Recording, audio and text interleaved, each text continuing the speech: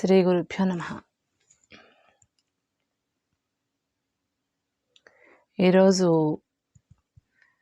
మనము విక్రమార్కుడి విజయం గురించి తెలుసుకున్నాము. విక్రమార్కుడి శకం ఏ విధంగా ముగిసింది అనేది మనం ఈరోజు తెలుసుకుందాం. విక్రమార్కుడు తాను 1000 సంవత్సరాలు రాజ్యాన్ని పరిపాలించాలి అనే వరాన్ని పొందాడు. చాలా తెలివిగా భట్టి, విక్రమార్కుడు ఇద్దరు చెరి ఒక 1000 సంవత్సరాలు జీవించాలి అని వరాన్ని పొంది 6 నెలలు రాజ్యాన్ని పాలించేటట్లు, 6 నెలలు దేశాటనం చేసేటట్లు అలా నిర్ణయించుకుని 1000 సంవత్సరాల రాజ్యపాలన అనే వరాన్ని 2000 సంవత్సరాలుగా చేసుకున్నారు. వాళ్ళకి చాలా సంవత్సరాలు రాజ్యపాలన చేసిన తర్వాత అప్పుడు తమను ఓడించేటువంటి వాళ్ళు ఎవరో తెలుసుకోవాలనే కోరిక కలిగి అమ్మవారిని మళ్ళీ ప్రసన్నం చేసుకుని ఎవరి చేతిలో తాము ఓడిపోతారో చెప్పమని చెప్తారు. అప్పుడు అమ్మవారు అంటుంది, 6 నెలల పసిబిడ్డకు పుట్టిన శిశువు అతని చేతిలో నీవు ఓడిపోతావు, అక్కడితో నీ రాజ్యపాలన ముగుస్తుంది అని చెప్తుంది. అప్పుడు విక్రమార్కుడు అనుకుంటాడు, 6 నెలల పసిబిడ్డకు బాబు ఎలా పుడతాడు, అసలు ఆ బాబు ఎంత ఉంటాడు, ఎలా పుడతాడు, తనను ఎలా ఓడిస్తాడు, ఇది జరిగే పని కాదని తను దీర్ఘకాలికంగా రాజ్యపాలన చేస్తూ ఉంటానని ఒక తెలియని మాయలో పడతాడు. అయినా సరే ఎందుకైనా మంచిది అని రాజభటులను అన్ని దిక్కులకు పంపిస్తాడు.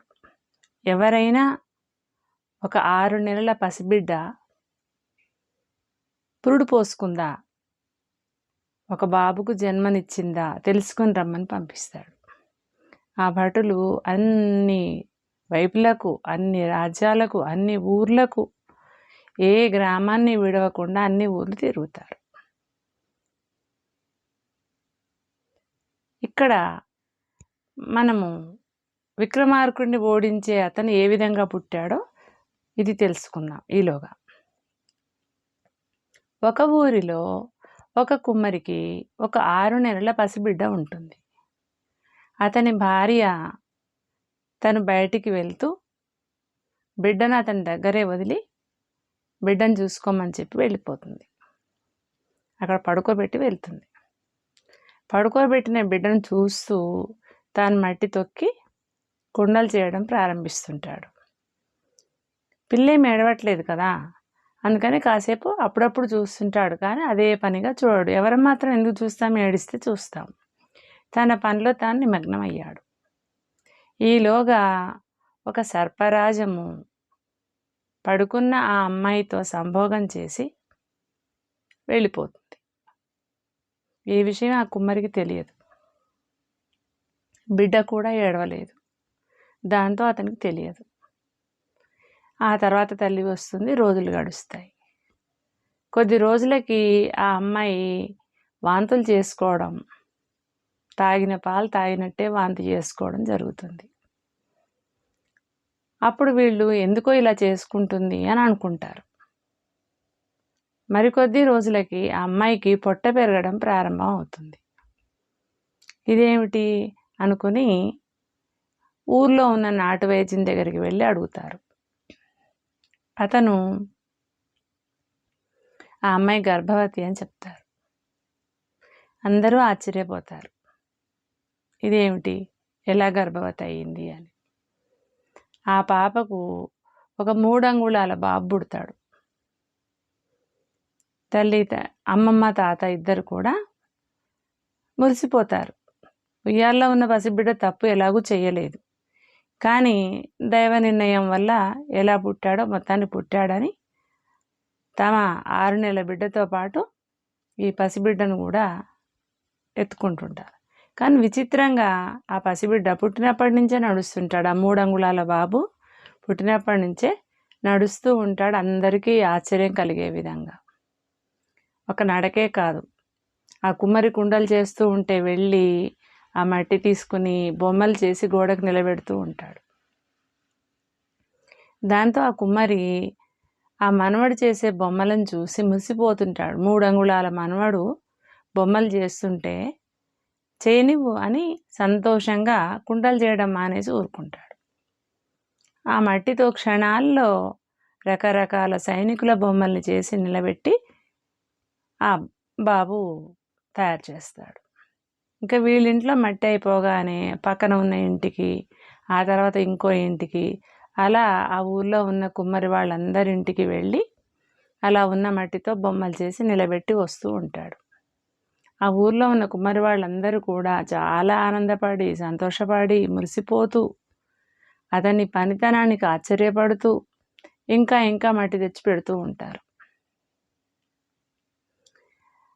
ఎటువంటి బొమ్మలు తయారు చేస్తున్నాడు? యుద్ధానికి సిద్ధపడినటువంటి సైనికుల బొమ్మలు. అనేక రకాల ఆయుధాలు పట్టుకొని, ఏనుగులు, గుర్రాలు ఎక్కి, రథాలు ఎక్కి, కత్తులు పట్టుకొని, శూలం పట్టుకొని, బాణాలు పట్టుకొని, అలా యుద్ధానికి బయలుదేరినటువంటి సైనికుల బొమ్మల్ని తయారు చేసి పెడుతూ ఉంటాడు. ఈలోగా ఈ బాబు గురించి రాజభటులు విక్రమార్క మహారాజుకు చెప్తారు. ఆ ఊర్లో ఒక అబ్బాయి ఉన్నాడు, 6 నెలల అమ్మాయికి పుట్టాడట అని. వెంటనే విక్రమార్కుడు ఎలా ఉన్నాడో చూద్దాము, పాపనే 6 నెలలు అంటే ఆమె పుట్టిన కొడుకు ఎంత ఉన్నాడు, 3 అంగుళాల వాడంటే అతని పరాక్రమం ఎంత, అతని ధైర్యం ఎంత, వాడు నన్ను చేసేదేముంది అని వేటకు వెళ్ళినట్టు కొద్దిమంది పరివారంతో బయలుదేరి ఈ పిల్లవాడున్న ఊరికి వస్తాడు. అక్కడికి వచ్చి ఆ పిల్లవాడిని చూసి, ఈ పిల్లవాడితో యుద్ధమా అని నవ్వుకుని సరే అని ఊరి చివరికి వెళ్ళి యుద్ధవేరి మోగిస్తాడు. అందరికీ అర్థం కాదు, ఊర్లో ఉన్న ప్రజలకు ఎవ్వరికి కూడా రాజుగారు యుద్ధవేరి మోగించడం ఏమిటి, ఈ శంఖారావం ఏమిటి అని ఎవరికీ అర్థం కాదు. కానీ ఈ బాలుడు మాత్రం క్షణాల్లో ఒక 25 సంవత్సరాల యువకుడిలాగా 6 అడుగుల పొడవు ఉండి, తగినంత ఒడ్డు పొడవు ఉండి, 25 సంవత్సరాల వయసువాడు ఆరోగ్యంగా ఎలా ఉండాలో అంత వాడవుతాడు. మంచి కండలు తిరిగిన దేహంతో తయారవుతాడు. అతను క్షణాల్లో అలా తయారవడం చూసి అమ్మమ్మ, తాత, ఊర్లో వాళ్ళందరూ కూడా ఆశ్చర్యపోతారు. అంతేకాదు, ఎప్పుడైతే యుద్ధవేరి వింటాడో వెంటనే అక్కడ తాను తయారు చేసి పెట్టిన బొమ్మలని పదండి, నడవండి అని చెప్తాడు. వాళ్ళని అలా కొన్ని బొమ్మలని వేలుతో అలా ముట్టుకొని పదండి అంటాడు. మరికొద్ది మందికి కళ్ళతో సైగ చేస్తూ పదండి వెళ్దాం అని అంటాడు. అంతే, ఆ బొమ్మలన్నీ కూడా ప్రాణం పోసుకుని ఏనుగుల మీద, గుర్రాల మీద, రథాల మీద అలా ప్రయాణం చేస్తూ చక వెళ్ళిపోతాయి అతని వెంట. అతను కూడా ఒక రథం ఎక్కి యుద్ధానికి వెళ్ళిపోతాడు. యుద్ధానికి వచ్చినటువంటి ఆ అబ్బాయిని, అతని సైన్యాన్ని చూసి విక్రమార్కుడు ఆశ్చర్యపోతాడు. ఇదేమిటి, 3 అంగుళాల వాడు ఇంత అయ్యాడు, ఏమి సైన్యం ఇది అని. రాజేమో వేటకు వచ్చినట్టు 25 మందితో వస్తే ఇతనికి కోట్ల సైన్యం ఉంది. అర్థం చేసుకుంటాడు విక్రమార్కుడు, ఇది అమ్మవారి ఆజ్ఞ, దీన్ని ఎవరు ఏం చేయలేరు, కోట్ల సైన్యం ఉంది, 25-30 మంది ఏమవుతారు అని. క్షణాల్లో ఓడిస్తాడు ఆ అబ్బాయి విక్రమార్కుడిని. ఆ అబ్బాయి పేరు శాలివాహనుడు. ఈ శాలివాహనుడు విక్రమార్కుడిని ఓడించి రాజ్యం వశం చేసుకుంటాడు. అక్కడితోటి విక్రమార్క శకం ముగిసిపోయి శాలివాహన శకం ప్రారంభం అవుతుంది. ఈ విధంగా చంద్రవర్మకి విక్రమార్కుడు, బట్టి, భర్తృహరి, మరి ఇంకొక వ్యక్తి, నలుగురు పుట్టి పుట్టడము, ఆ విక్రమార్కుడు రాజ్యాన్ని పరిపాలించడము, భట్టి మంత్రిగా ఉండడము, చివరికి ఈ విధంగా శాలివాహనుని చేతిలో విక్రమార్కుడు పరాజయం పొందడం, విక్రమార్క శకం ఈ విధంగా ముగిసిపోతుంది. ఇది విక్రమార్కుడి కథ. అది మనము టూకీగా చెప్పుకున్నాము, అంటే చాలా షార్ట్గా చెప్పుకున్నాము. అతను ఏ విధంగా పరిపాలించాడో, అతని రాజ్యంలో ధర్మం ఎలా ఉండింది, అదంతా వర్ణిస్తూ పోతే ఇంకా చాలా ఉంటుంది. మనం ఆయన ఎలా పుట్టాడు, ఎలా పెరిగాడు, ఏ విధంగా పరాజయం పొందాడు, ఇంతవరకే మనం చాలా షార్ట్గా చెప్పుకున్నాము. ఇంత తక్కువ చెప్పుకున్నా కూడా 3 ఎపిసోడ్లు చేయాల్సి వచ్చింది.